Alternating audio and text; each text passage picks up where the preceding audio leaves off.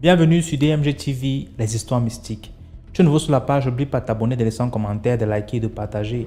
Tu veux raconter une histoire? Envoie ton histoire au numéro à l'écran sur le plus 237 655 81 90 17 et on va jouer ici sur YouTube. On poste tous les jours sur YouTube à 12h00 et on a une deuxième chaîne YouTube qui s'appelle DMG TV, histoire mystique exclusive, et là-bas on poste tous les 15h00 heure du Cameroun. Donc je t'invite à t'abonner pour ne pas manquer les prochaines vidéos. Ici on parle d'histoire mystique. Donc s'il vous plaît, laissez un like, commentez, partagez. Ce qu'on fait, c'est pour sensibiliser. Merci pour la force que vous donnez au mouvement. Tous ceux qui participent dans les commentaires, en likant, en partageant. Merci pour la force que vous donnez. Rapidement, on va aller à la première histoire.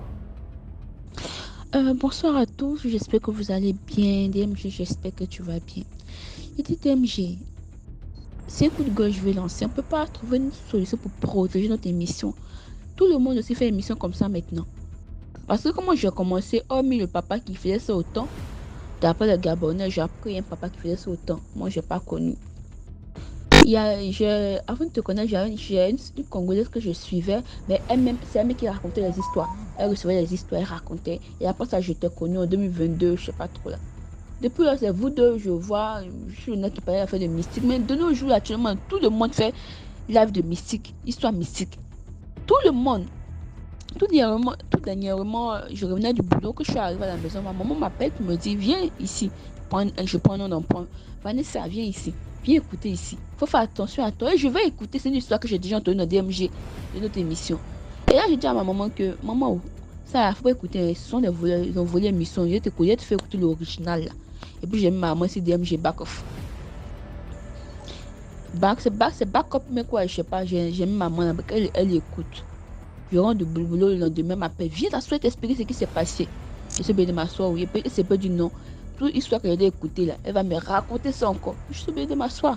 Comment ça, pour moi, c'est aberrant. Parce que tu as fait pour réveiller des consciences, ils voient les gens, comme ils ont vu que vraiment, tout le monde commence à prêter attention à tout ce qui est mystique. C'est devenu un gombo. J'ai vu une page d'un frère ivoirien, lui, c'est pour chercher Dieu. Il n'a rien à foutre en fait. Ils ont fait faire leur live de conneries là. Ils voient que sur le live, ça donne de la visibilité, ça donne de l'audience, c'est tout. Vraiment, on peut pas trouver une solution pour protéger notre truc là. Bref, j'ai une toute petite histoire à raconter, une histoire que j'ai vue aujourd'hui au boulot. C'est par rapport à nous les femmes, les hommes aussi. C'est vrai qu'il y a la prière, mais aussi, j'aimerais dire au moment qu'on a des enfants, qu'on a des nounous là, les caméras là, je pense que c'est très bon les caméras qu'on ne sent pas cachées là. C'est important de mettre ça dans notre maison avant de recruter une nounou. Je suis une histoire où il y a une petite fille, une jeune petite fille, un visage très innocent. Si on te dit elle peut faire ça, tu as dit c'est faux. Elle est venue chez une dame à Abidjan ici. Elle a dit à la dame qu'elle cherche du travail. La dame a dit ok, d'accord. J'espère que tu sais pas. Elle dit c'est préparé. La dame a dit tu viens d'où? Elle dit elle vient de Touba. Elle est Maoka. C'est Koyaga, non? Koyaga ou bien Maoka. La femme dit d'accord. Elle a commencé à travailler chez la dame. Et la dame, par intelligence, le jour où la fille n'était pas là comme ça, elle a installé des caméras invisibles. Et la fille, et c'est là la dame va découvrir que elle a mis une vidéo où la fille partait. Bon, quand tu vois ce nom, on dit chap chier, mais c'est trop vulgaire. Où la fille partait déféquer. Là, on peut se dire, ok. Où la fille partait déféquer d'un plastique noir, un sachet noir. De regarder un peu la vidéo, elle voit la petite fille aller déféquer d'un sachet noir, prendre son déchet, là, venir mettre dans la nourriture. Et vraiment, ça me saoule, c'est méchant en fait. Ça prouve que vraiment, il n'y a plus de limite. On parle de mystique, mais il n'y a plus de limite. Une petite fille de 15 ans, 16 ans cherche à agbasser le mari de quelqu'un, gâter le foyer de quelqu'un. Et quand la dame a vu ça, la dame l'a coincé le lendemain avec les caméras là, pour dire on va appeler la police. Elle dit à la dame qu'elle n'est même pas ivoirienne, DMG. Elle est malienne. Pourtant, elle a fait croire à la dame qu'elle est Koyaga, une ethnie ivoirienne du son nord. Je pense que la dame, même elle est du nord, elle s'est dit c'est famille. Et après renseignement, la fille nous dit qu'elle n'est pas ivoirienne, mais elle est malienne. Et on passe au téléphone, on voit qu'elle est en contact avec un féticheur, même marabout du Mali, qui lui donne ses astuces, mais ses cris à pouvoir prendre le mari de la dame dans la maison. Vraiment, c'est où va le monde? Tu n'as pas de travail, tu viens chez le travail, tu fais du mal à la personne. Tu as fait que son mari. Déféquer, venir mettre dans la nourriture de quelqu'un. Bon, si elle n'avait pas mis caméra, elle n'a pas eu l'intelligence de mettre la caméra, elle allait voir quoi. Qu'est-ce qui allait se passer? C'est une petite fille une petite fille avec un visage innocent, tu peux même pas capter qu'elle peut faire ce genre de choses. Vraiment, faites attention. Dieu nous protège, ça c'est la base, ça c'est clair. Mais nous-mêmes aussi là, quand on veut prendre des nounous, quand on a des enfants, des maris, on est jamais à la maison. Les caméras là, c'est important. Les caméras qui ne sont pas visibles, c'est important. On ne sait jamais. Donc c'est pour dire aux mamans, aux papas aussi, de porter beaucoup attention aussi à leur nounou, de prendre soin de leur maison, de faire très attention. Parce que le diable s'amuse plus. Maintenant, les gens n'ont plus de sentiments. Donc, c'était tout. Que Dieu vous protège. Au revoir. Merci beaucoup pour l'histoire. Et là, on passe à la deuxième histoire. Bonjour DMG, bonjour. Vraiment, depuis j'ai pris le WhatsApp là, vraiment pour envoyer mon histoire là. Peut-être tout est un problème, mais par la grâce de Dieu, j'ai pu le décider aujourd'hui. Non? Bon, mon histoire s'est passée en Côte d'Ivoire, puisque je suis ivoirienne. Je travaillais à Grand Bassam. Il y a un bon, je peux dire village qu'on appelait Grand Bassam, mais c'est un coin touristique non d'Abidjan. Donc, je travaillais là-bas à la plage. J'allais là-bas les samedis et dimanches. Et je me retournais les lundis matins sur Abidjan. Donc, un jour, je suis allée travailler et je devais le lundi matin, je partais prendre mon car comme d'habitude.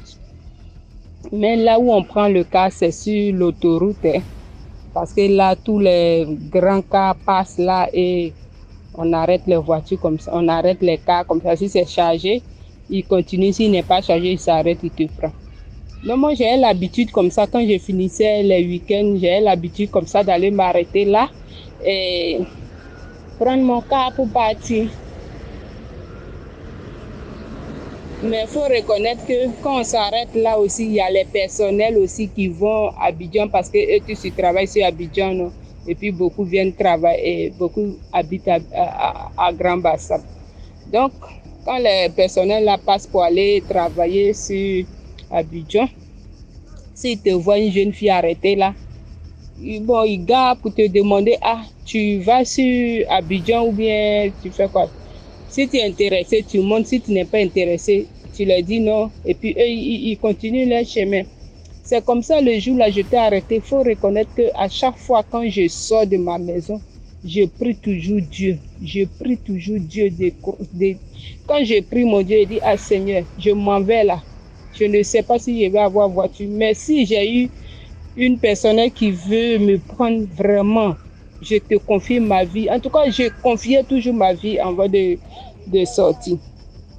Donc ce jour-là, j'étais arrêté, je ne gagnais pas de voiture, Et il y a une personne qui est venue s'arrêter. Quand il s'est arrêté, le chauffeur est sorti et il est venu vers moi. Il m'a demandé, tu vas où? J'ai dit non, que je vais sur Abidjan. Je vais sur Abidjan. Il dit, moi, mais je vais sur Abidjan. Et il m'a demandé quel quartier. Il a dit Yopougon. Il dit, ah, moi aussi, je vais à Yopougon. Mais devant, il y avait un autre monsieur aussi qui était assis parce qu'ils étaient deux devant. Et le monsieur me dit, ok, il faut monter. Il dit DMG. Eh Seigneur. Le monsieur de devant, il ne parlait pas. Mais sa manière de me fixer, ses yeux étaient en train de me parler. Non, je n'oublierai jamais le regard qu'il me lançait. C'est dit, il est en train de me communiquer par ses yeux. J'ai pris un pied, j'ai mis dedans. Quand j'ai mis un pied, j'ai abaissé la tête, j'ai enlevé. Le monsieur, j'ai toujours les yeux fixés sur le... Il me parlait seulement. Tu sais, des fois, Le parler, c'est pas seulement dans la bouche. Les regards aussi. Des fois, quelqu'un peut te parler par les regards. Et ce monsieur me parlait par les regards pour me dire de ne pas monter. Sincèrement dit, mes yeux ne l'ont pas quitté. Quand j'ai retiré la tête, j'ai mis une deuxième fois encore la tête. J'ai retiré encore. Une troisième fois. Quand j'ai mis la troisième fois, j'ai enlevé tout maintenant. J'ai dit non, monsieur, vraiment, merci beaucoup, mais je ne peux pas aller avec vous. En même temps, il s'est fâché, ferme ma portière. J'ai fermé, il faut le voir, il a démarré. J'ai dit, oh Seigneur, merci. Seigneur, merci. Parce qu'il faut reconnaître que ces gens-là, ce n'étaient pas les Ivoiriens. C'était une autre chose, comme on appelle, les gens qui quittaient d'un autre pays. En tout cas, les étrangers, ce n'étaient pas les Ivoiriens. Nous, les Ivoiriens, on connaît notre accent. Quand tu es Ivoirien, on connaît. Quand tu n'es pas Ivoirien aussi, on connaît. On se connaît entre nous. Et jusqu'à aujourd'hui, je n'oublie jamais le regard de ce monsieur qui me parlait à travers ses regards pour me dire, ma chérie, si tu es malade, il ne faut pas monter. Il ne faut pas monter. Il ne faut pas monter. Jusqu'à 3 fois, j'ai mis la tête, j'enlève. J'ai mis la tête, j'enlève. Jusqu'à 3 fois. La troisième fois, il a dit non, monsieur, merci, mais je ne peux pas. Et puis il me l'a crié en colère. Fais ma portière. J'ai fermé. Quand j'ai fermé, il a démarré en trompe. J'ai commencé à glorifier le nom de Dieu. Non, Dieu est bon. Dieu est bon. Quand tu confies ta vie à Dieu, quoi. Non, il ne t'abandonne pas. Ce jour-là, vraiment, j'ai béni le nom de Dieu. Mais malgré ça, aller m'arrêter là-bas pour attendre toujours voiture, là, je n'allais pas arrêter, hein. Je continuais, mais je me méfiais.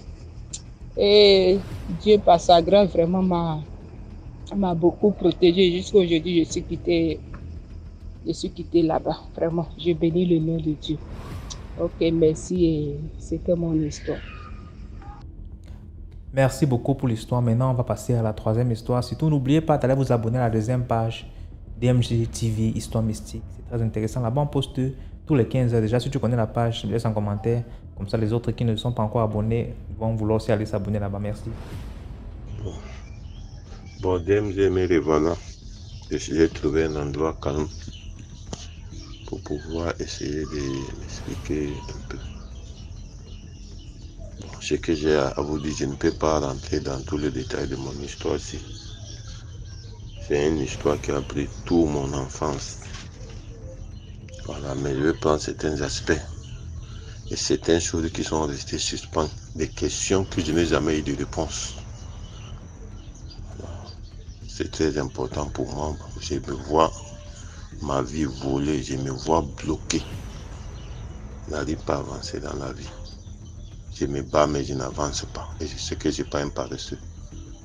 Je sais que je ne suis pas un malchanceux. Mais j'ai été bloqué quelque part. Et ça m'amène même à me déplacer de chez moi. Je suis loin au Cameroun. Je viens de me débrouiller. Ce qui s'est passé, c'est que voilà un enfant qui vit avec ses parents bien. Mais la mère a décidé que voilà mon grand frère là-bas, qui n'a accouché que des filles, il n'a pas de garçons. Je vais aller lui donner mon fils pour soulager son manque de garçons. Comme ça, ma mère m'a amené contre ma volonté. Je savais que ma mère m'avait d'abord amené dans un autre village pour aller apprendre à lire le Coran. Ça, c'est une autre histoire, une autre page. Elle a laissé attendre que ton fils souffre là-bas, elle allait me récupérer. Mais pas voulant retourner avec moi en Côte d'Ivoire, elle a voulu me laisser chez mon oncle, sous prétexte que mon oncle n'a pas eu un garçon, il va le laisser. Et il lui a dit ceci: je te laisse mon fils ici. S'il devient quelque chose, c'est pour toi. S'il n'a pas réussi dans la vie aussi, c'est pour toi, je te l'ai donné. Moi, de mon côté, j'ai dit à ma mère que je préfère aller souffrir devant mon père parce que ce que j'ai déjà vu de l'autre côté m'a suffi. Je ne reste pas chez quelqu'un. Je vais aller rester devant mon père. Il avait déjà tout arrangé avec mon oncle. En allant à la gare, il a laissé mes affaires. Arrivé là-bas, on m'a attrapé seulement, ils sont en train de pleurer. Je vois ma mère partir. Voilà, comme ça, je suis resté dans la famille. La maman, elle a fait comme elle m'aime, mais je sens elle veut seulement profiter de moi. Au départ, le père, mon oncle, m'aimait vraiment. Il m'aimait tellement. Ses enfants, parmi ses enfants, si quelqu'un me touche, il faut qu'on s'arrange avant que le père rentre du travail. C'était comme ça. Jusqu'à un moment donné, la maman a voulu que je l'aide à faire la commerce qu'elle faisait. Nous avions les marchandises, nous partons dans le bureau pour donner à les fonctionnaires après la fin du mois et pas récupérer. Si ce n'est pas ça, on a le congélateur à la maison, je vends l'eau glacée. On a fait jusqu'à... On a eu une place au marché. Nous, on vendait les gandoulas, les basiens là. On a eu une place au marché. Et on est là. On se débrouille. Tout allait bien. Quand il y a l'une de mes cousines qui avait fréquenté, je ne sais pas si c'est le BPC ou le bac, elle a fait fatiguer, elle ne trouve pas, le père n'était pas content. Donc le père ne payait plus son école. Et à la maison, elle avait le problème avec tout le monde. La mère a voulu qu'elle vienne au marché, on se débrouille ensemble. Voilà qu'elle vient au marché. Bon, la mère a voulu qu'il y ait un voyage qu'elle faisait avant. L'autre n'a qu'à essayer ce voyage. Quand elle a essayé ce voyage, ça donnait. Bon, nous aussi on vendait au marché, ça donnait. Donc, au cours du voyage, comme elle fait rentrer l'argent, elle a eu l'autorité. Dans la famille, maintenant, elle montre sa vraie visage vers moi en disant que le père avait beaucoup de projets pour moi. Mais elle fait tout et tout pour gâter sous prétexte que quand on garde l'enfant de quelqu'un un jour, il ne serait pas reconnaissant, c'est sa famille va aller voir. Comme et tous ce sont les filles, un jour je vais prendre l'héritage. Voilà comment la guerre a commencé. Je travaille, l'argent entre. Et moi, mon travail, c'est de nettoyer la boutique. Quand les clients viennent faire des achats, je porte le marchandise, je les accompagne. C'est tout ça mon travail. Je ne connais pas comment un enfant né dans la famille, le père, la mère, l'amour parental, je n'ai pas connu dans ma vie. Les autres enfants se lèvent le matin, ils partent à l'école. On les prépare, ils partent à l'école. Mais nous, on se lève le matin, on nettoie la maison, on arrose les fleurs, on lave la voiture du père. C'était ça mon travail. Après ça, je pars au marché, ouvrir la boutique, je vends. Ce n'est pas de salaire. Je suis resté dans ça jusqu'à un moment de donner, la fille a commencé maintenant le plastique. La mère faisait déjà le plastique pour le marché. Quand elle vient entrer sa main dedans, c'est grave. Le plastique. Même pour aller au marché, il faut ceci, cela, il faut ceci, cela, il faut ceci, cela. Je t'assure, la seule personne que j'ai compté sur lui qui me protégeait, qui est mon oncle. Je ne sais pas ce qu'ils ont fait à mon oncle là. Un jour, il m'a donné des injures que je ne comprends même pas. Et il m'a tapé. Et puis ce jour-là, j'ai commencé à perdre l'espoir. Imagine, je ne peux pas sortir, aller jouer avec mes amis.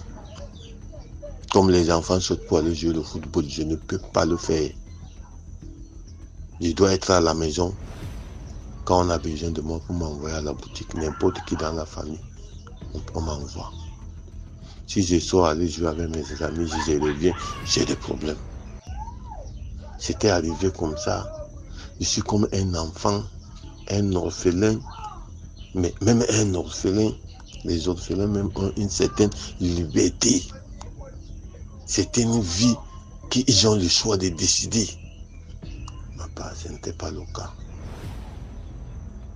J'étais là comme ça. Je ne sais même pas. La folie même veut me prendre. Mais après, quand on va me dire, on me dit que tu es ici, tu fous quoi? Tu manges seulement notre nourriture. Je reste comme ça, je ne sais pas ma vie ressemble à quoi. Et demande même à Dieu, enlève-moi dans cette vie. Je préfère même la mort. Je suis là comme ça, on part au marché, on peut vendre 600 000, 700 000. Avant les savons Macabola était à 75. Pour que je trouve, si mon savon finit comme ça, je m'inquiète. Matin, mon déjeuner c'est 50. À midi, c'est 125.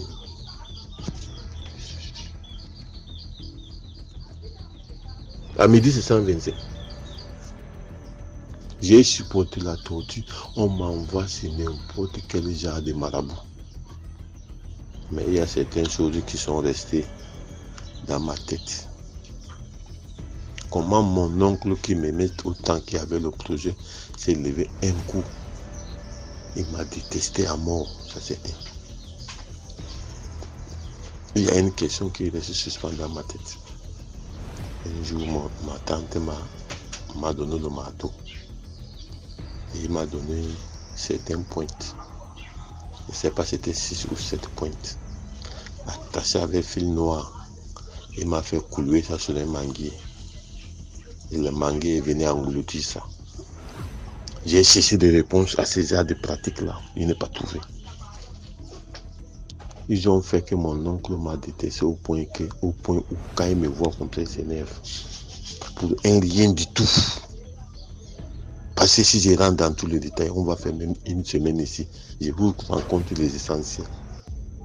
Imagine quelqu'un met les clés de voiture dans sa paume de main. Il fait sortir le bout un peu entre ses doigts pour cogner la tête de quelqu'un avec. Cogner la tête d'un enfant avec. Quand il me cogne comme ça, on dirait qu'il y a des asticots sur ma tête. Je n'arrive même pas à la douleur est insupportable. Mais je me lève le matin. Tous ces enfants partent à l'école. Mais nous, moi, je reste à la maison. Le travail des filles, je pars au marché, ouvrir la boutique. La mère vient faire le marché, mais donc je rentre à la maison, donner à le bon, il prépare et je retourne encore au marché. Voilà comment mon enfance était. Je souffre comme ça. Là, je viens. Ça arrive à un niveau. Le père a construit la maison en ville.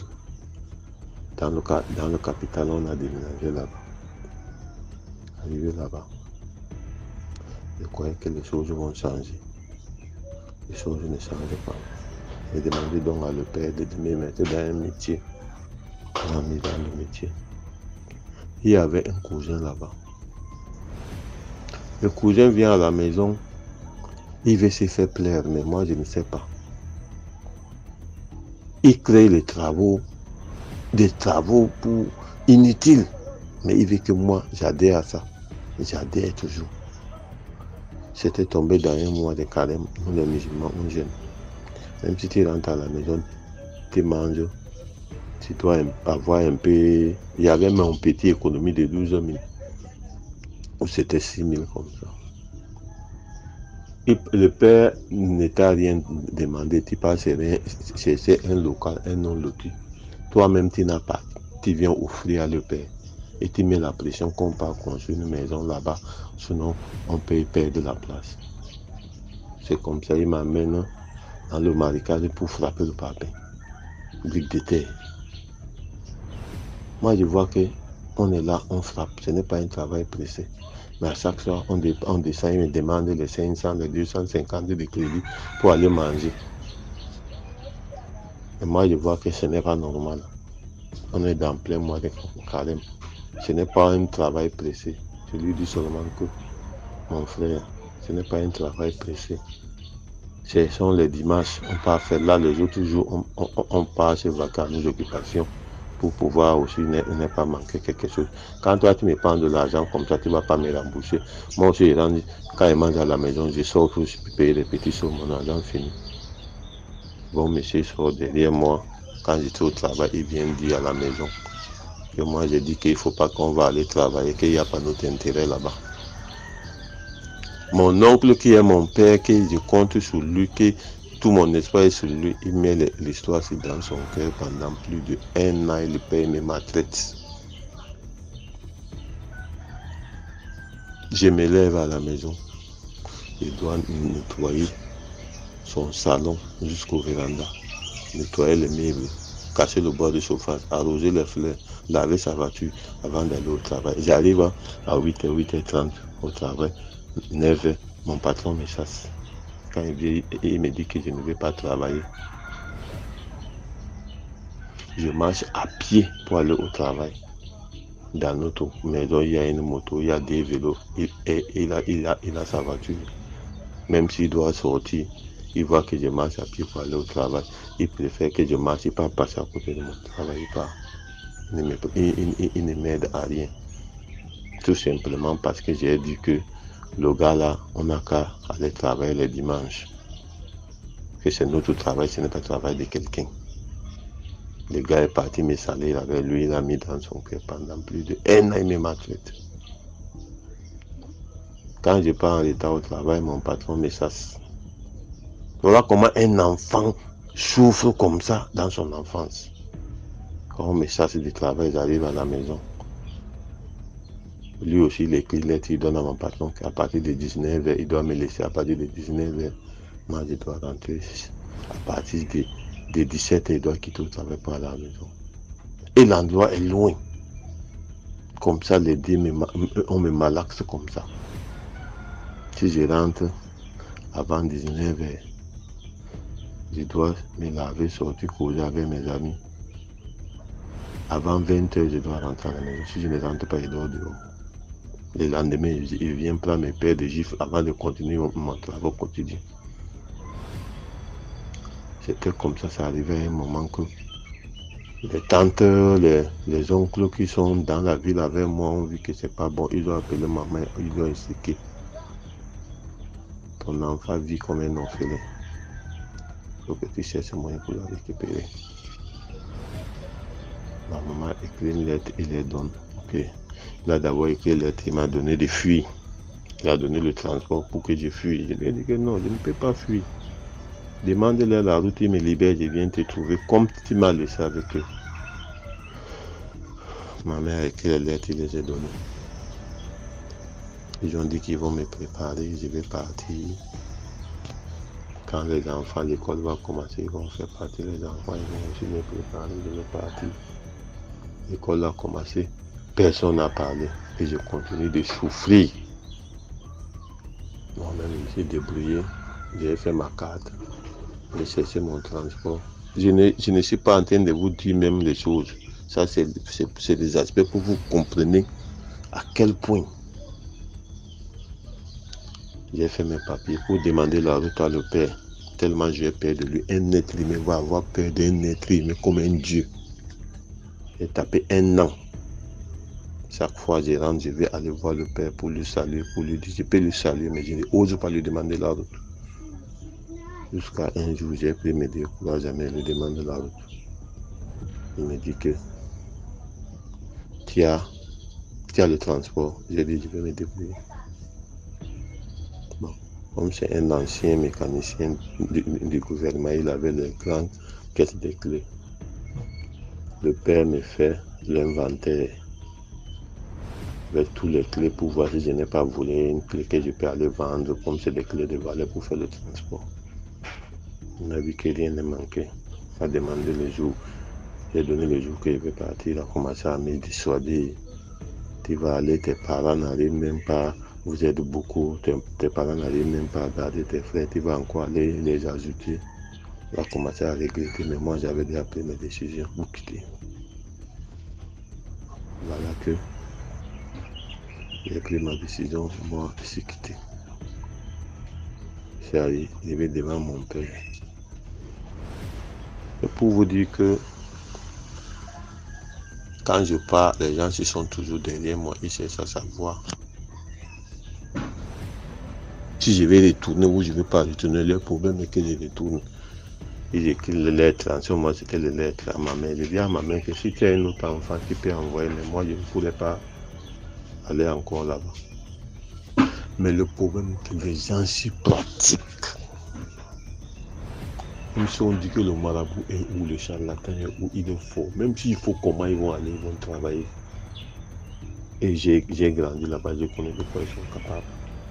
À l'heure là, je suis un père de 48 ans, à l'heure actuelle. Mais dans ma tête, je suis toujours un enfant. Je ne grandis pas. Et je me sens bloqué. C'est-à-dire que je sens que ma vie a voulu. Il y a une chose qui m'a dépassé, puisqu'on ne m'a pas scolarisé. Je voulais tout faire au moins pour connaître, lire et écrire, mon frère. Bien dit. Mais je n'arrive pas. Je paye quelqu'un pour m'apprendre. Il me montre, mais rien ne rentre. Je sais que de nos jours aussi, la clé de la vie, il faut au moins voir, il faut au moins connaître, même écrire ton nom et lire. À mon âge, je suis comme un exilé. J'ai fui. Là où j'étais, c'est mon oncle arrivé, c'est mon père. J'ai fui, venir me retrouver au Cameroun, dans un village. Dieu merci, je me suis marié. J'ai des enfants, je me suis construit ma maison. Mais mon rêve qui est dans mon cœur, que j'ai envie de réaliser, quand je me bats, j'arrive à côté, je n'arrive pas à atteindre mon objectif. J'ai fait tout et tout, je n'arrive pas à atteindre mon objectif. On dirait qu'il y a quelque chose qui me bloque. DMG, excuse-moi, ce que vous avez rencontré, c'est seulement un petit. Il y a des choses même que si j'arrive à te dire là où toi tu es assis là, tu vas te lever sur ta chaise et tomber. Mais vraiment, je ne peux pas rentrer dans tous ces détails parce que ça va nous prendre trop de temps. Mais je vous dis que la chaleur parentale pour dire qu'un enfant, même si tu es un orphelin, tu as une certaine liberté. Oui, mon père, ma mère n'est pas là. Même si je dors dans la rue, j'ai une certaine liberté, je peux décider. Ou bien comme une personne qui n'a pas son père, mais il a sa mère. Il peut avoir la chance d'être scolarisé. Mais moi, il me lève le matin, je vois que je n'ai rien à voir avec aucun enfant dans le quartier. Les enfants que les parents n'ont même pas à manger. Mais les enfants partent à l'école. Moi, mon travail, c'est de nettoyer la maison. Faire le bois de chauffage. Et on peut me donner une petite place qu'on avait prévue pour la boutique du quartier. C'est là-bas qu'est devenue ma chambre. Et ma chambre est collée à la cuisine. Voilà un autre traumatisme. Quand je dors, ils ont préparé en journée la maison chauffe, ce n'est pas de ventilateur. Une petite fenêtre.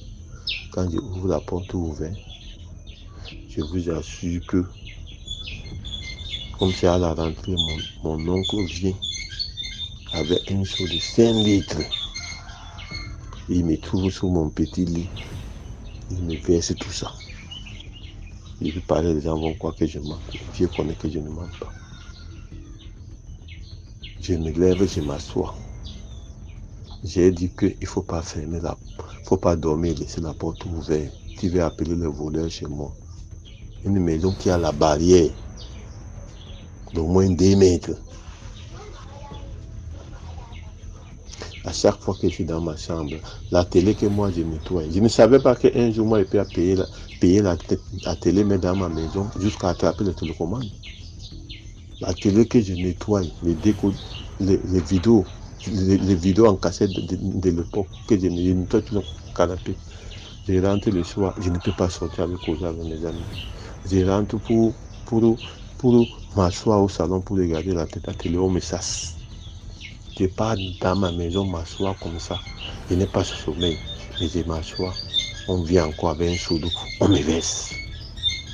J'étais devenu comme une personne Je ne sais pas comment moi-même je pouvais me décrire en ce moment.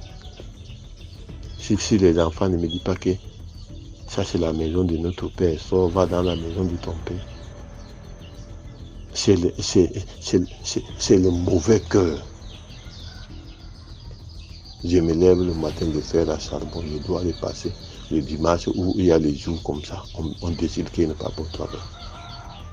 Je dois aller passer les habits du matin à 7h jusqu'à 18h avec le charbon. Tu brûles un habit de quelqu'un, tu as le problème.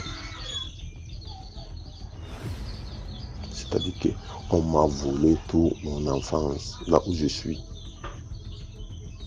Comment mon oncle qui m'aimait tant peut se lever un jour comme ça, il me déteste. Pourquoi autant de pratiques? C'est-à-dire que le problème de couler les pointes là sur le manguier m'a vraiment traumatisé. J'ai travaillé même le boy ne peut pas travailler que le travail que je faisais. Mais jamais reçu un salaire. Et ça me hante. Même comme j'ai quitté là-bas il y a plus de 20 ans, ma vie, je n'arrive pas à atteindre le niveau que moi-même je rêve dans mon cœur et je me basse tous les jours. Je ne me repose même pas. Mais je n'arrive pas. Je me sens attaché à quelque part.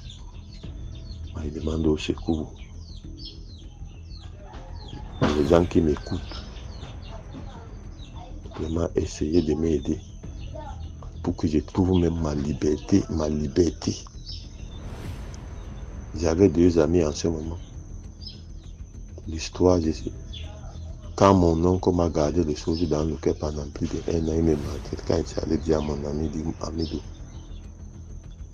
ton père est amené par moi, cherche à rentrer chez toi. C'est lui qui m'avait réveillé la conscience un peu. J'ai réussi à forcer le fuir. C'est-à-dire que je me sens, je sais que la vie que je mène en ce moment, ce n'est pas une vie que je mérite. Je mérite plus et je mérite mieux. Mais je n'arrive pas. Je ne sais pas pourquoi je suis bloqué. Et l'histoire des pointes clouées sur un manguier là, ça m'élève. Bon, on m'a fait des sacrifices. Je n'ai pas à me retrouver devant les fétiches. On m'envoie voir à tel endroit. Je ne vais pas me retrouver devant des fétiches qui j'ai contre ma volonté. Que je dois faire des offrandes à leur faveur. Toujours, va c'est tel marabout. Va ceci, cela. Bon, vraiment, DMG, c'est un appel au secours. Je vous ai rien expliqué. Ce que je vous explique là, c'est juste pour que vous compreniez à quelle ampleur. C'est une affaire d'histoire de plus de 25 ans de ma vie. La souffrance. Je voudrais vraiment que parmi tous ceux qui m'écoutent, il y a les marabouts.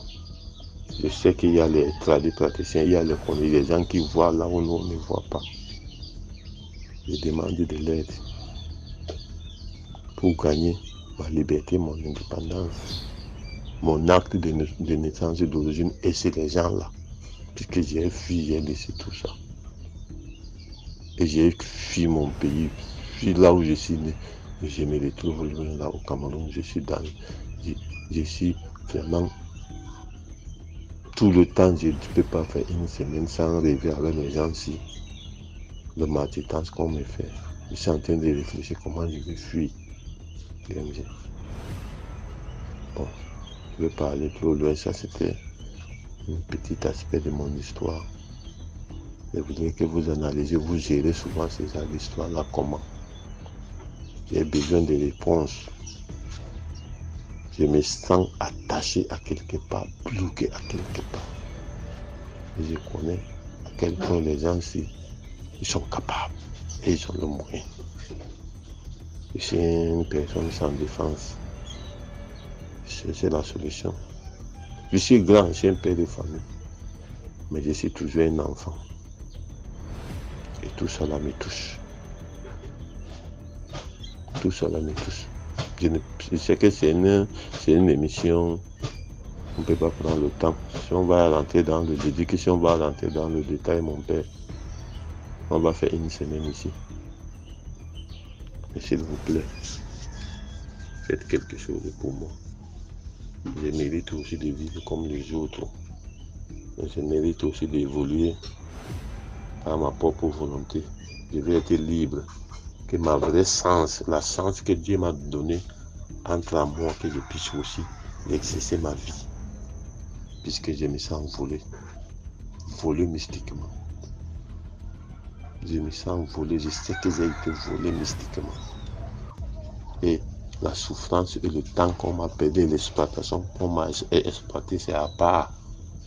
Mais je sais que j'ai été volé mystiquement. Et je vais récupérer ce que Dieu m'a donné de droit. Oui. J'ai entendu les gens sur mes cherchent même partout pour entrer en contact. À un moment, j'ai autorisé, ils sont rentrés en contact avec moi, ils me rencontrent leur vie, comment d'autres sont en Europe, d'autres sont réussis. Bon, moi, je croyais qu'ils vont chercher à se racheter, mais je me rends compte que les gens s'y veulent savoir ma position. Voilà, tout ça là m'a encore perturbé encore. Vraiment, j'ai besoin de votre aide. Je sais que c'est les gens qui m'écoutent. C'est votre frère, votre fils qui est en détresse. Moi, je vais vous dire que je suis en détresse. Psychologiquement, je ne suis pas là. Moralement, je ne suis pas là. Je n'arrive même pas à m'entendre avec les gens. Je suis tout le temps frustré.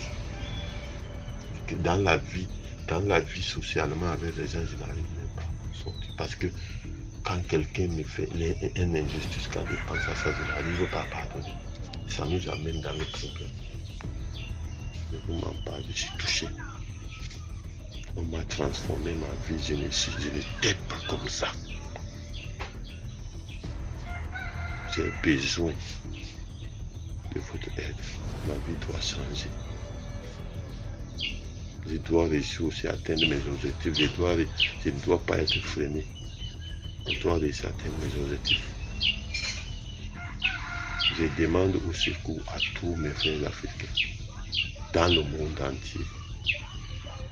Même si tu ne peux pas comprendre que de passer toute ta vie dans le cauchemar, même comme tu as pris le problème te suit. Tu sens dans ton esprit que tu es attaché, tu es bloqué. J'ai besoin de l'aide.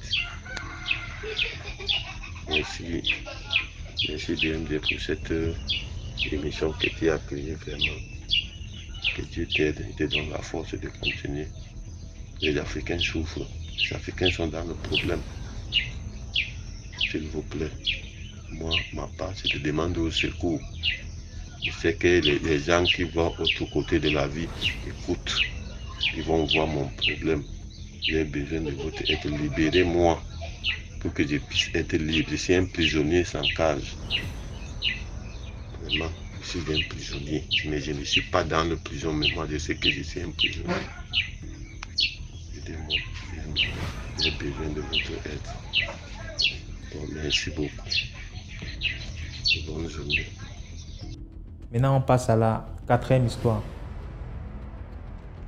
Bonjour DMG, bonjour à toute la famille DMG, j'espère que vous vous portez bien, j'espère que vos activités ça marche, DMG, j'espère que tu vas bien. En tout cas, je vous envoie et à DMG et à tous les auditeurs et auditrices plein d'amour, plein de force et beaucoup de bénédictions de la part de Dieu le Père Tout-Puissant. Amen. Avant de commencer l'histoire, on s'abonne, on partage, on like, ça sauve des gens, ça édifie des personnes et ça nous élève bizarrement, même spirituellement et religieusement. Hein? Ah ben oui, moi j'en ai appris beaucoup et puis ça m'a aidé dans ma foi. Anyway, c'est un peu tard en dedans. DMG, il y a une histoire qui tournait en boucle en temps, ça fait de cela peut-être 2 mois, ça a tourné en boucle là sur les réseaux sociaux au Bénin. Et je vais revenir sur cette histoire-là brièvement avant de parler de mon histoire puisqu'elle est très similaire en vrai. Et je suis quelqu'un qui peut témoigner que les personnes sur les réseaux sociaux là, c'est du fake. Non, franchement, c'est du fake, honnêtement. Il s'agit du fait qu'il y a une influenceuse béninoise. Elle disait qu'elle voulait de l'argent à tout prix dans sa vie. Et elle et son ami sont allés voir un papa loin, quelque part bien caché. Le papa leur a dit 2 solutions s'offrent à vous. Première solution, vous allez rendre bête mystiquement un de vos amis. La personne va disparaître, la personne va rester dans votre maison, la personne n'est plus en elle-même, quoi. Et son esprit est là et travaille et vous fait de l'argent. Et puis, c'est comme si la personne a un cadavre là, et la personne crache de l'argent. Et c'est comme ça, elles auront leur argent. Elle a dit que, ok, qu'elle comprend, mais que ça, elle ne peut pas accepter. L'influenceuse, elle a refusé ça. Aller tuer quelqu'un, mettre dans sa maison, il y a cadavre dedans et tout là, que c'est pas la peine. Deuxième solution, il va mettre un serpent en elle. Et le serpent en elle là, va leur permettre de voir les garçons qui ont bonne énergie ou un truc du genre. Elles vont coucher avec ces garçons-là. Et c'est avec ça qu'elles auront de l'argent. Donc, quand elles vont coucher avec ces garçons-là, le serpent, il va ressortir et cracher les millions, tout ce qu'elles veulent. Mais elles ne doivent pas compter l'argent là. Comment vous expliquer? S'il a peut-être craché 30 millions, elles peuvent compter jusqu'à 25 millions et ne plus compter le reste. Peut-être que si elles comptent tout le reste, elles vont devenir folles. Parce que, voilà, avoir beaucoup d'argent devant soi en même temps comme ça, c'est pas normal. Et au fur et à mesure qu'elles feront ça, elles vont coucher avec les garçons, tout ça là. Le serpent, il va grandir. Il va devenir long jusqu'à ce qu'il ne puisse plus rester, comment on appelle ça, en elle, mais commencer par se balader dans la maison. La fille, elle a dit non, que ça ne l'aide pas. Donc, elle disait que si elle couchait avec ces hommes-là, soit s'ils ont un esprit fort, ils deviennent fous, ou bien toute leur vie est gâtée, ils ne savent pas, quand ils interprètent quelque chose, ça ne marche pas. Ou soit, s'ils ne sont pas très forts spirituellement, ils meurent. C'est des choses qu'on connaît, c'est des choses qui se passent, rien de nouveau jusque-là. Elle a dit, ok, il n'y a pas de souci, qu'ils vont réfléchir et revenir. Mais elle a dit que son amie qui était à côté d'elle là, qu'elle là, elle était chaude et elle voulait faire vraiment tout ce qu'on lui disait. Mais elle a refusé catégoriquement. Donc, quelques temps après, le papa a rappelé l'influenceuse qui racontait l'histoire et lui a dit que toi, quand tu es venu chez moi, tout ce que j'ai proposé pour avoir l'argent là, malgré que tu étais déterminé, tu as refusé. Que c'est rare qu'il ne tombe pas sur des personnes comme elle de nos jours. Mais parce qu'elle a un bon cœur, il voulait lui dire, la fille avec qui tu es amie là, quand elle va te proposer de l'argent, refuse catégoriquement. Parce que cet argent-là, c'est pour prendre la chance des personnes. Effectivement, c'est ce qui s'est passé. Et puis, elle a évité la catastrophe. Voilà l'histoire, j'arrête là et tout. Maintenant, moi, je voudrais rebondir sur ça dans le sens où, quand j'étais en première, je n'étais pas encore en terminale. J'étais amie, avant même d'être en première, j'étais amie avec une fille, une influenceuse maintenant, qui a une grande... voilà une influenceuse du Bénin là. On était amis avant qu'elle ne devienne influenceuse. Et dans le temps qu'elle a commencé par avoir le buzz, tout ça là, un peu de reconnaissance, qu'est-ce qui s'est passé? Elle lui a donné... Elle a fait un groupe WhatsApp. Et elle m'a mis dedans moi. Dans ce groupe-là, c'est là que j'ai su que j'avais 2 camarades de classe qui étaient aussi amies avec elle. Je vais nommer une Sarah et une Mélissa. Maintenant, Sarah et moi, elle en était un peu... Bon, on était toutes les 3 assez proches. On n'était pas des amis sincères. Mais voilà, on s'entendait très bien. En tout cas, moi, je m'entendais avec elle toutefois là. Et on s'est retrouvés dans ce groupe-là. Qu'est-ce que l'influenceuse proposait? Qu'on aille se laver chez les marabouts pour attirer les hommes. On va coucher avec eux, prendre leur chance. Toujours la même chanson, hein. Et moi, comme je voyais ces choses dans le groupe, ça ne m'intéressait pas. Je ne répondais pas à cela puisque j'avais aussi mes cours à côté. Après, elle est venue m'écrire inbox pour me dire que la manière dont je suis discrète et tout là, qu'elle aime ça, qu'elle voudrait me proposer quelque chose, qu'il y a des gens du Nigeria qui ont beaucoup d'argent, des babachers, ils vont me donner de l'argent, des dames du Nigeria, pas forcément du Nigeria, même partout dans l'Afrique au fait, je serai leur sugar baby, elles vont me donner beaucoup de l'argent. Et j'ai dit, ah bon, comme moi je suis curieuse, j'ai dit, qu'est-ce que je vais faire? Il dit que non, qu'il n'y a pas mieux des nains, quoi. Et les nains, là, ils recherchent des filles avec qui passer la soirée, qu'ils ont beaucoup d'argent, hein. Elles mettaient l'argent devant, que d'aller, elle aura sa part, qu'on va devenir riche et célèbre. J'ai dit que moi, je peux pas. Elle dit, si je peux pas, là, d'aller faire avec les femmes, là, elles vont me donner de l'argent, que c'est rien, elles vont descendre à la cave seulement, des choses comme ça. J'ai dit, moi, dans le temps, là, je ne voyais pas le spirituel. Moi, pour moi, c'est que c'est pas bon de faire les choses comme ça. Et j'ai dit que je peux pas. Et elle m'a enlevé. D'ailleurs, même, c'est même pas elle qui m'a enlevé. Du coup, moi, j'ai quitté. Et après, je ne sais pas si les autres ont quitté ou pas. Sarah, elle est venue me dire, mais tu sais qu'elle m'a dit telle chose, telle chose. Elle dit, moi aussi, elle m'a dit la même chose. C'est pour ça qu'elle aussi, elle a dit qu'elle, d'ailleurs, l'autre l'a enlevé du groupe. Elle a dit, ok. Maintenant, comme Mélissa, elle a vu que nous les deux, on a quitté le groupe, elle aussi, elle a quitté le groupe puisque, bon, elle ne voulait pas que, voilà, on dise qu'elle fait des choses comme ça, quoi. Bon, anyway. Au fait, l'histoire de la première influenceuse que j'ai dit là, c'est pour vous dire que moi, là, je confirme que cela est vrai. Parce que cette influenceuse était en temps amie avec l'influenceuse avec qui moi, j'étais amie. Moi, je peux vous dire que c'est vrai et c'est totalement vrai. Tout ce qui se passe sur les réseaux, les gens qui ont l'argent, la gloire, les choses comme ça, là, je vous jure que c'est pas simple. Rien n'est simple. Il y a des gens, ils vont vous faire miroiter des choses, mais vous allez dire, mais c'est quoi ça? Et je passe par là pour dire merci à tous les parents qui éduquent les enfants dans la foi religieuse et la spiritualité. Moi, je ne peux pas dire que je suis mieux dit que les gens. Il y a des gens qu'on a retrouvés dans des situations pas possibles. C'est leurs parents qui étaient les plus sévères, les plus spirituels, les plus pasteurs, les plus prêtres. Mais je vous jure, c'est eux qui sont tombés dans les pièges comme ça. Parce que quoi? On ne leur a pas vraiment expliqué la signification religieuse et spirituelle de leur religion. Je remercie mes parents et tous les parents ainsi que la plateforme DMG qui nous éduque. Parce que vous savez, moi, je n'avais pas peur. Moi, je n'ai pas peur de certaines choses. Hein. Mais moi, j'ai peur de Dieu. J'ai peur des choses. Si spirituellement quelque chose m'arrive. Parce que tout le temps, on m'a bassiné avec. Et aujourd'hui, je vois que c'est des choses qui existent. Moi, je suis là pour juste dire aux parents de continuer à parler de Dieu à leurs enfants. C'est ça qui sauve. Ce n'est pas forcément la bonne éducation. Il y a des gens, le papa sont des militaires, le maman sont des directrices d'école, mais c'est eux qui font les choses terribles. S'il n'y a pas le volet spirituel et religieux dans une éducation, c'est pas la peine. Votre enfant va faire n'importe quoi. Merci beaucoup à tout le monde.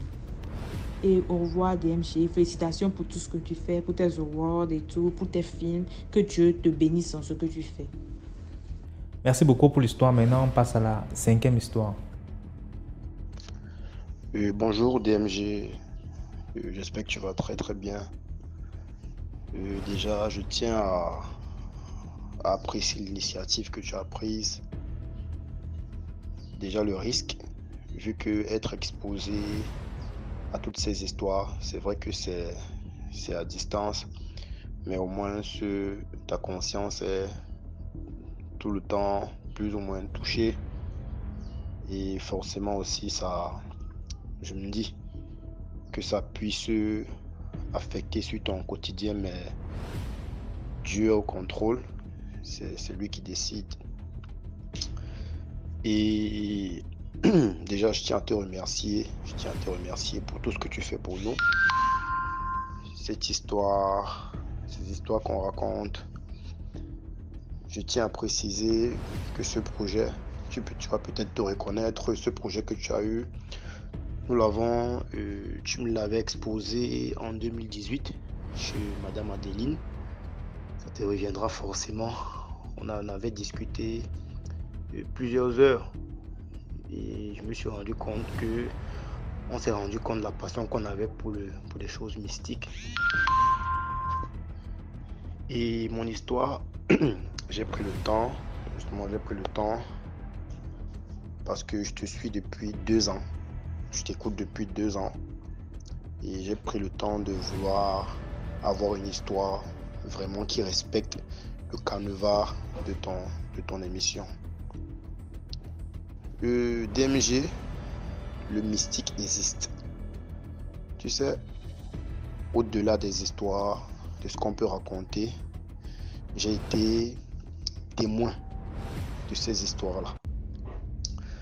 Il y a 2 semaines aujourd'hui, je suis allé rendre visite à un ami à Douala 5e. Je vais taire le nom exact du quartier pour ne pas créer plus ou moins la panique par rapport à ce qui suivra. Je suis allé rendre visite à un ami aux environs de 22h30. Je lui dis ok, bon, allons prendre un pot. C'était un jeudi, dans un début de week-end. Allons prendre un pot. C'est à ce moment qu'on s'arrête. Donc, en cours de chemin, on s'arrête chez un ami qui a une cave dans un carrefour. En plein milieu d'un carrefour. Mon ami a une cave là. On s'est arrêté pour prendre un pot. À peine 5 minutes après, on se rend compte qu'il y a un groupe de 3 personnes qui ont garé une voiture, un véhicule, au coin de la route. Parmi eux, il y a 2 qui sont sur un carrefour à 4 côtés. Mais comme ils étaient 3, il y a 2 qui ont pris chaque côté du carrefour. Et le troisième, qu'est-ce qu'il faisait? Il avait une bouteille en main. Une bouteille, je crois qu'elle était percée sur le capuchon, ce qui fait en sorte qu'il pouvait tracer avec le liquide le liquide qu'il y avait dans la bouteille. Donc, qu'est-ce que le mec faisait? Le troisième, je rappelle qu'ils étaient habillés tous en noir. Devant nous. On était peut-être 7 là à regarder la scène. Qu'est-ce qu'il faisait? Il faisait des marches en forme de triangle. Ça veut dire il va d'un côté à l'autre en parlant. Il s'arrête à un autre côté du carrefour. Il parle. On n'écoutait pas ce qu'il disait parce qu'ils étaient de loin. Il marche, il va de l'autre côté. Il parle. Il fait, mais sous forme de triangle. C'est après qu'on demande à la serveuse que, mais attends, qu'est-ce qu'on est en train de voir là? Elle nous dit, c'est ce qu'ils sont en train de faire ici, là au carrefour, depuis un mois. Directement, là, on se lève donc. On prend notre courage à 2, mais on se lève parce qu'elle nous a dit, elle a peur. Elle ne sait pas ce qu'ils sont en train de faire, donc du coup, elle préfère rester à côté. Nous, on s'est levé, on a pris notre courage, on s'est levé. On est allé vers le monsieur. On lui demande, monsieur, qu'est-ce que vous êtes en train de faire là?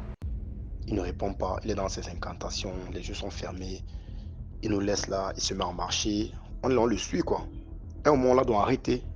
On lui dit, mais qu'est-ce que vous êtes en train de faire là en route, en plein 23h?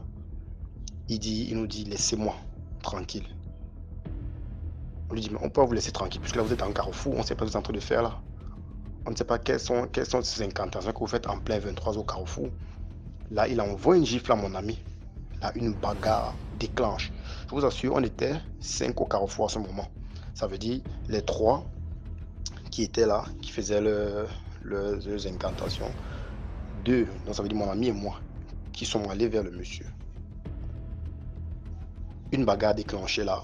On a commencé à se envoyer des coups de poing et tout. On leur dit, mais arrêtez ce que vous faites là. Entrez dans votre voiture, vous partez. DMG, en moins de 5 minutes, on ne sait pas. Il y a peut-être 10 autres personnes qui sont venues vers nous. On ne sait pas d'où ils sortaient. Ils ont commencé à nous calmer. Non, arrêtez, qu'est-ce que vous faites? Mais attends, je dis à mon ami, mais attends, ceux-ci sortent d'où?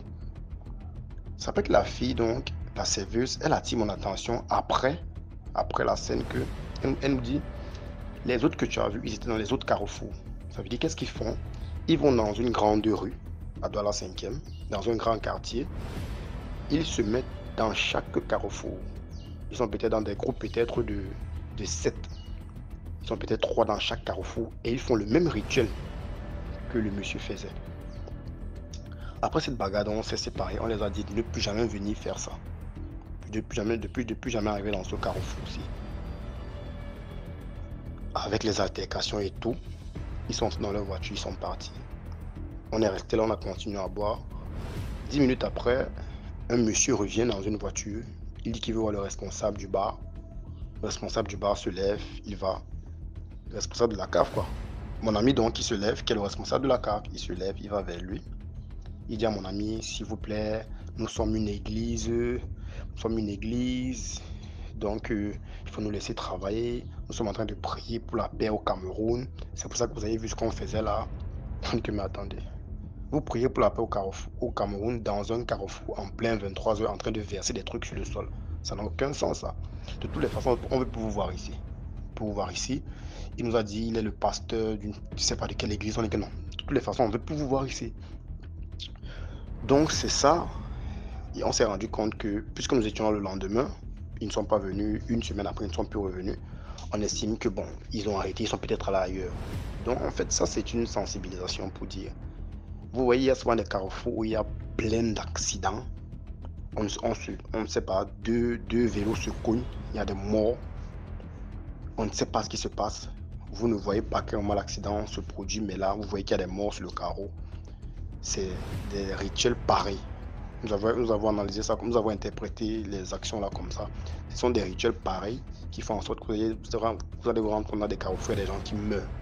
Et là, je vous rappelle que c'était en début de week-end. Ça veut dire qu'ils préparaient le week-end. Et je vous rassure, ce carrefour, c'est un carrefour où il y a souvent des morts.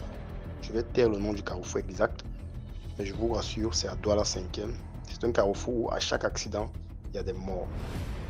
Merci DMG, je vous invite à partager, à liker, à laisser des commentaires pour vraiment soutenir l'initiative qu'il a. Merci. Merci beaucoup pour l'histoire. Maintenant, on passe à la 6e histoire. Bonjour DMG, je t'envoie encore une autre histoire. Ça s'est passé encore à Abidjan.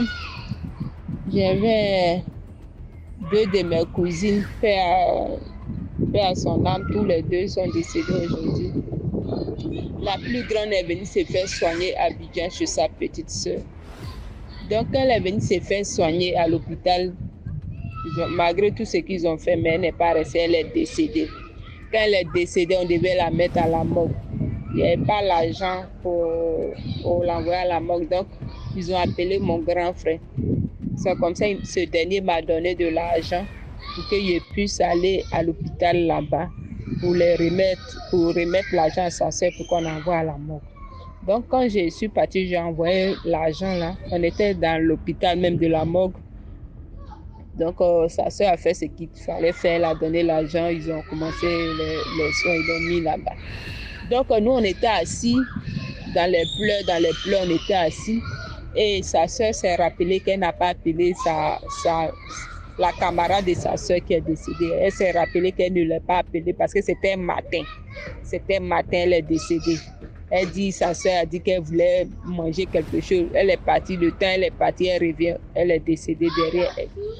Donc, elle n'a pas eu le temps de prévenir sa meilleure amie, la meilleure amie de celle qui est décédée. Donc, c'est comme ça, on était là, et puis elle a pris son téléphone, elle dit, attends, je vais appeler la camarade de ma soeur, là, pour lui prévenir que sa soeur est décédée.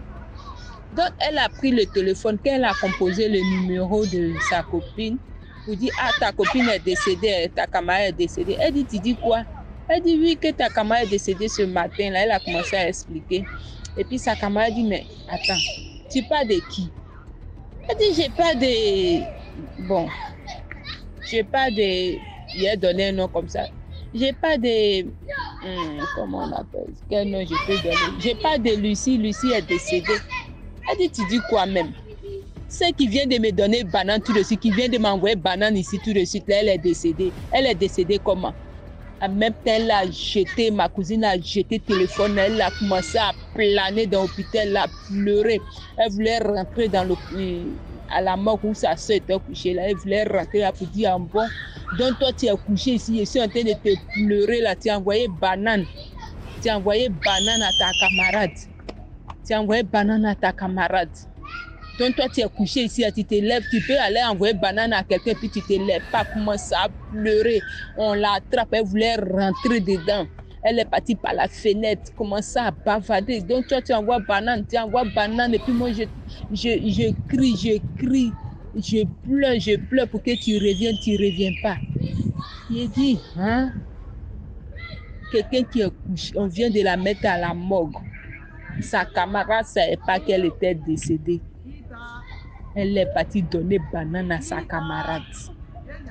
Quand sa camarade dit, mais tu dis quoi? C'est qui vient de me donner banane ici. Il dit, si l'histoire ne s'était pas passée devant moi, que quelqu'un d'autre me racontait, il allait dire non, c'est impossible. Mais devant moi, on était assises comme ça, puis elle a appelé la fille. Hein? Non, dans la vie, là, si tu n'as pas entendu les choses, ne dis pas que ça n'existe pas. Ok, donc c'était mon histoire. Aujourd'hui, mes 2 cousines là, ne sont plus de ce monde. L'autre aussi, la petite sœur aussi est décédée. Il faut reconnaître que vraiment la petite sœur chez qui sa sœur est décédée, il faut reconnaître que vraiment elle a un cœur. Elle a un cœur. Quand ils ont envoyé sa sœur à la morgue, là, on devait puisque ils étaient dans un village d'Abidjan qu'on appelait Lakota. Donc, on devait transférer le corps à Lakota. On devait transférer là-bas parce qu'il y avait une famille qui avait perdu quelqu'un aussi qui devait transférer le corps aussi là-bas. Donc, on a profité pour mettre les 2 corps ensemble on a profité, on a essayé de voir cette famille qui envoyait son corps, donc on a profité, on a mis notre soeur qui est décédée dedans pour l'envoyer aussi, puisque c'était dans la même région que les choses. L'autre corps aussi partait. Donc le jour du départ, le papa même c'est-à-dire que mon oncle était là, le papa de celle qui est décédée était là. Il a refusé de s'asseoir, puisque dans le corbillard, il y a le chauffeur et puis il y a 2 places devant. Derrière, on met le corps. Donc le papa a refusé de s'asseoir derrière, puisque sa fille aussi devait partir. C'est chez qui sa soeur est décédée là, elle devait partir accompagner le corps aussi. Le papa qui a sa fille qui est décédée a refusé de s'asseoir derrière les 2 corps. Il a refusé, par peur, il a refusé. C'est ma cousine encore qui allait s'asseoir.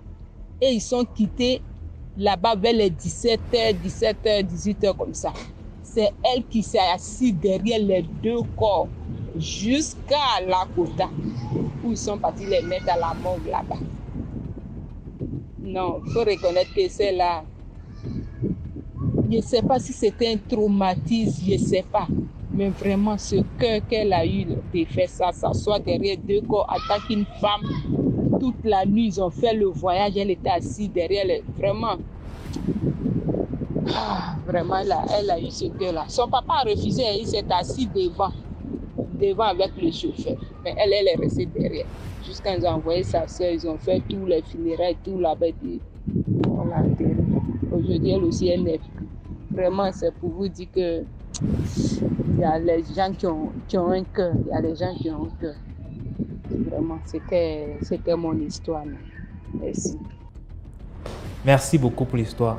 Voilà, c'est tout pour aujourd'hui. J'espère que vous avez aimé la vidéo d'aujourd'hui. Surtout, laissez-moi des likes, laissez des impressions, partagez, likez, commentez, invitez plus de personnes à venir regarder les vidéos. Voilà. Sinon, j'espère que vous avez envoyé vos histoires aussi sur le numéro WhatsApp à l'écran. Là, c'est le plus 237 55 81 90 17. Et voilà.